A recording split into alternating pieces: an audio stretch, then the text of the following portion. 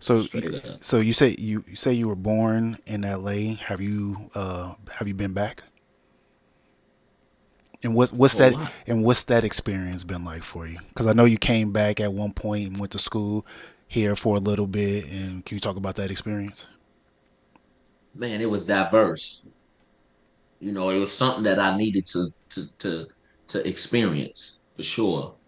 Um, because I didn't really know that other culture. Like living in Chicago, we really segregated. It's really just a black community, and that's the community. And then you got the Mexicans, so they on a whole different side of town from us. So you don't really get that interaction. You have a Mexican here and there in the school, but it's really rare. Really 97% of grammar schools that I've ever went to was predominantly black. So when I got an opportunity to go to school in California, man, it was so nice. Where'd you go to school at? Or what part of L.A. or Um, California? I went to Luzinga High. I did sophomore year there and some summer school. I liked it, man, but I got homesick, man. I'm from Chicago, man. Shit was different out there at the time, and I thought I was missing something, back at home. So, I stayed for a little while, man, but I was ready to get up out of there, because it wasn't nothing like what I was used to. And that really might have been a better place for me, but my heart was what my heart was. But man, I got an opportunity, man, to meet some good people out there, man. A lot of I embrace a lot of Latino culture out there. El Salvadorians, just 100. I'm guessing 100% Mexicans, the ones that are, because you can't call a Salvadorian a Mexican. They don't play that shit. I learned that the hard way. I thought they was kind of all the same type of thing. Shit, hell no. Samoans. Man, I came encounter with a lot of people, man. People from Israel. I had good friends. That sometimes I still reach out to. They still, I still can reach out to them like through the social media and stuff like that.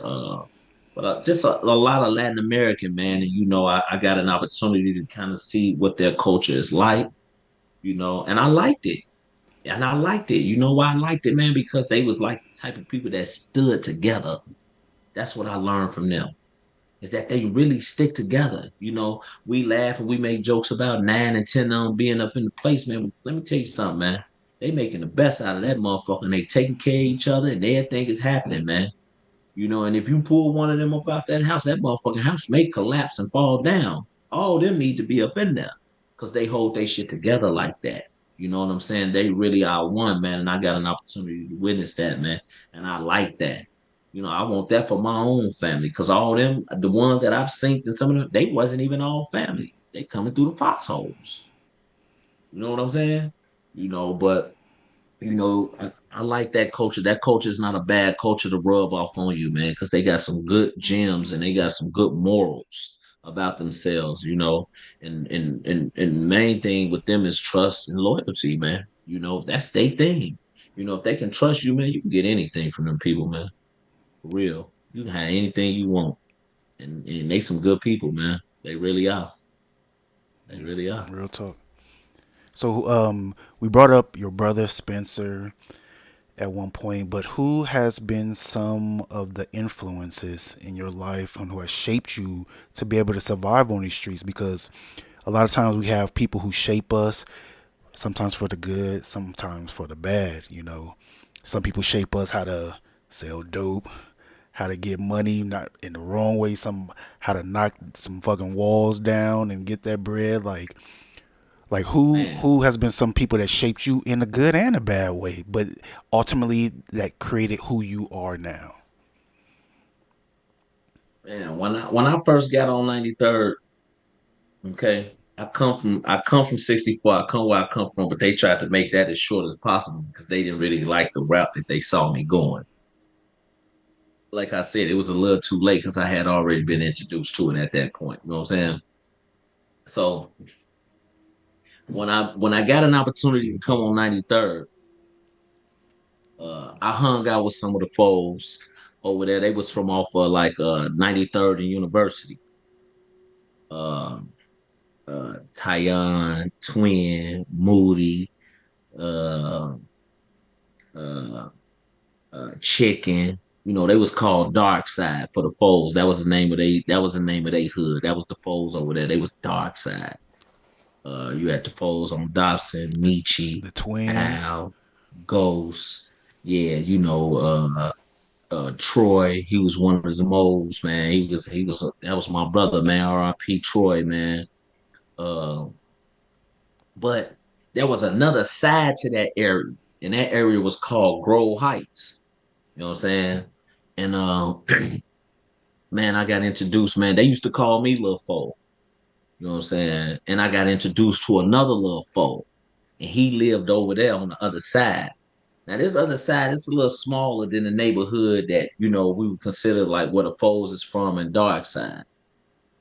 So I got introduced to Lil Foe, and come to find out, man, these guys was getting money a different type of way than from what I was seeing. Some shit I had never even witnessed before. How old Some were you? shit that you see in a movie. How old were you at that time? I had to be 15. I had to be 15. Uh Might have been, yeah, I was about 15. I was about 15. And it was this man, he was a little bitty guy, man. Man, he used to be driving all kind of cars, man.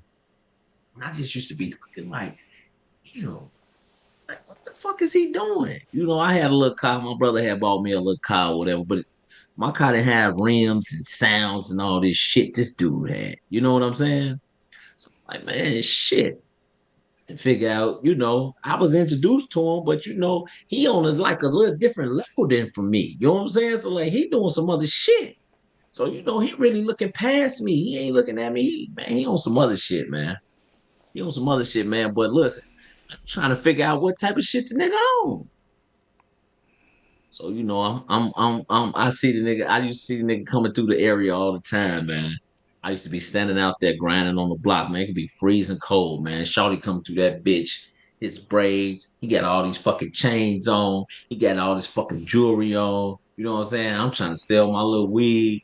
You know what I'm saying? Sell me a couple rocks, whatever I could do. You know what I'm saying?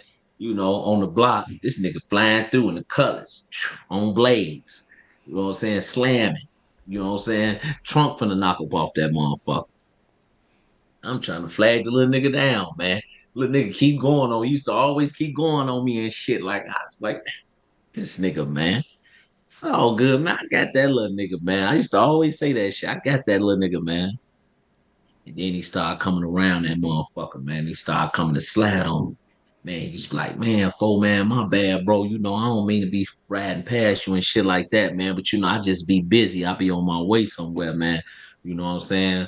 But I'm gonna start making sure I double back, man. If I see you out here, folks, cause I be seeing you out here by yourself sometimes. That's how we was. Man, you're gonna stand out there, you're gonna get on that block by yourself, man. If you need some shit done. I was a shorty, so I didn't really have many bills, but I wanted shit. And I wasn't, I wasn't really entertaining school like I should have been. You know what I'm saying? Because I had good grades, but I get them, make them quick grades, just keep my mama mouth closed, man. Get my ass to the block, man. She riding my back like a goddamn monkey. So I gotta go get the grades. But outside of the grades, man, shit, I want some money. You know what I'm saying? I'm seeing my brother to make all this fucking money. So me and Shorty, we get together, man. And I get to learn the little shit that they got going on, man. And man, they got the wildest shit going on, man. But Tell the us shit about is that. making money, man. Yeah, tell us about that. So man, and you know what, man? Shorty just come home, man. Shorty just come home, man. He just come up under a life sentence, man. That nigga get life back, man. You know, I just sent for the nigga, man. Nigga back home, man. He here now, man. He did 20 years, man, and he home, man. It was fucked up how this shit happened, man. But I wasn't alone for that ride, man. But I was alone for a lot of the other rides. So what we used to do is, man, we used to pretty much, we used to go up in these jewelry stores. You know what I'm saying? We used to go up in the jewelry stores, bro. Uh Man, we used to go up in that motherfucker, man. We had a guy, man, he was a genius, man. He kind of taught us, you know, how the malls work and how these different stores work, how to get in them, how to get out of them. He was talented, and he had a method, man. He had a program. He had a program, man, and he ran it swell. You know what I'm saying? And he get you in, he get you out, man. You coming out, you got bags of jewelry and shit, man. I'm 15 years old, man. 16 years old, man. I'm running up in motherfucking jewelry stores with these niggas, man. I'm coming home, man. I got so much motherfucking jewelry, man. We traveling all over the motherfucking world, man, doing this shit, man. You feel me? All over the motherfucking world, man. Straight up. And it was a whole lot of motherfucking fun. It was the adrenaline rush out of this world. It was some shit I had never witnessed, so it's addictive. You know what I'm saying? It was addictive, man. We doing this shit everywhere, man. I'm rocking platinum. I had platinum. That shit. I had that shit when Jay-Z was talking about that shit. I'm rocking that platinum. All these chicks think it's silver and shit. Nigga, we rocking platinum in that motherfucking era, man. I'm 15 motherfucking years old, man. Nigga don't know what I got on. Man, man, bags of that shit, man, everywhere, man. Here, everybody getting some, man. I'm taking care of motherfucking body. Fuck it. We doing this shit. It's free. Uh, I did that shit, man. And you tell I caught a case, man. So they locked my ass up for that shit, man. You know what I'm saying? And I kind of swayed away from that shit, man. But my little homie, them, man, they kept fucking around with that shit, man. And that's how my little homie wound up going down to Georgia, man, catching a life sentence fucking with that shit, man. Because, they did it different, man. We never went in the stores with guns and shit like that, man. We always just, when no motherfucker was there, you know what I'm saying? We would break up in that motherfucker, take that shit. You know what I'm saying? And, we knew kind of like the shit. I'm gonna give y'all some game. The shit is up in there because they put a sheet over everything. That when they leave shit out, it's a sheet over it so you can't see what it is. And them be like sometimes them precious diamonds and shit like that. So we done ran through malls and all kind of shit. We ran through malls all over the motherfucking city, all over the motherfucking United States, man. Doing that shit, man. That shit was, it was a rush, man. You do that shit, man. That shit's a rush, man. I really had to leave that shit alone and fade to black, man, because I seen where that shit was going. That shit was addictive. That's why Shorty and them, man, they went down there and they did that shit, man. By the grace of God, man, he called a blessing, boy. And he home after 20 years, man. Boy, bless. When is the first time you got locked up?